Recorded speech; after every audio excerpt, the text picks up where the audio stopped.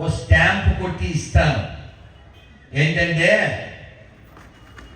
మనిషి పుట్టినవాడు మరణించే లోపల, మనిషి పుట్టినందుకు ఈ భారతదేశంలో మరణించే లోపల ఒక్కసారైనా పూర్తిగా భగవద్గీత చదివి, తర్వాత ఏంటి చూసారా, నా వీడియో చూస్తే ఆన్సర్లు వస్తుంది.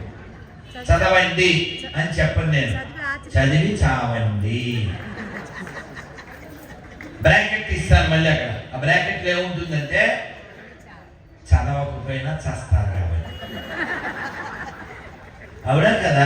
చెప్పండి ఇప్పుడు, చదివి చేస్తారా చదవకుండా చేస్తారా? చదివి చేద్దామా చదవకుండా చేద్దామా? చదివి చేద్దామా?